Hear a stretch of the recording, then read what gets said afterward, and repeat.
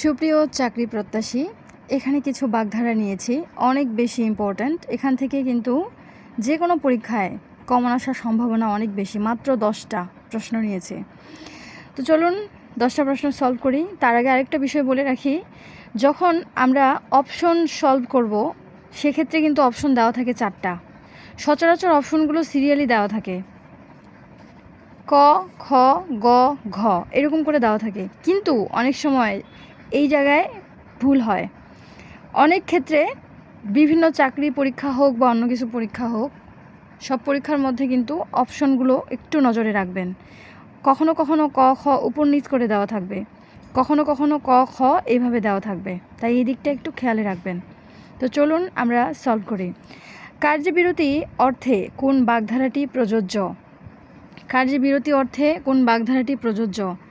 বাগধারাটি প্রযোজ্য এখানে যেহেতু হাত গুটানো আছে, অতএব গ উপরের দিকে, এটা হচ্ছে সঠিক, হাত গুটানো। পছন্দ হওয়া অর্থে রীতিসিদ্ধ প্রয়োগ কোনটি? পছন্দ হওয়া এর অর্থ হলো মনে ধরা। কোন বাগধারাটির অর্থ বেহায়া? বেহায়া বাগধারাটির অর্থ হলো কান কাটা, কান কাটা। সর্বনাশ বোঝাতে কোন বাগধারাটি প্রয়োজন? সর্বনাশ বোঝাতে ভরাডুবি বাগধারাটি প্রয়োজন। কোন বাগধারাটির অর্থ সম্মান বাঁচানো? সম্মান বাঁচানো শব্দের অর্থ হলো মুখ রক্ষা। কেউ বলে না, প্লিজ আমার সম্মানটা বাঁচিয়ে দাও, মানে মুখ রক্ষা করো, সম্মান বাঁচাও। কোন বাগধারাটির অর্থ বিরাট আয়োজন? বিরাট আয়োজন বাগধারাটির অর্থই হলো এলাহি কাণ্ড। এলাহি কাণ্ড অর্থ বিরাট আয়োজন। এসপার ওসপার বাগধারাটির অর্থ হলো মীমাংসা। কোনো কিছু বিচার সালিশ বা অন্য কিছু যেটাই হোক, বসলে কি বলে মানুষ, এসপার ওসপার যে কোনো একটা করে দাও ভাই, এত ঝামেলার প্রয়োজন নাই, মানে মীমাংসা।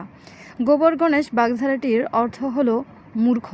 গোবর গণেশ অনেক অনেক জায়গায় রয়েছে, নিরেট মূর্খ, আরও অনেক কিছু আছে। তো এর মধ্যে যেহেতু অপশনে মূর্খ আছে, অতএব ঘ ইজ দ্য রাইট আনসার। গোড়ায় গলদ বাগধারাটির অর্থ কী?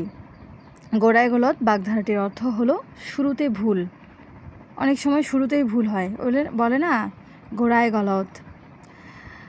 গোল্লায় যাওয়া বাগধারাটির অর্থ হলো নষ্ট হওয়া। ছেলেটি গোল্লায় গেছে, মানে নষ্ট হয়ে গেছে। তো এই পর্যন্তই, ধন্যবাদ সবাইকে।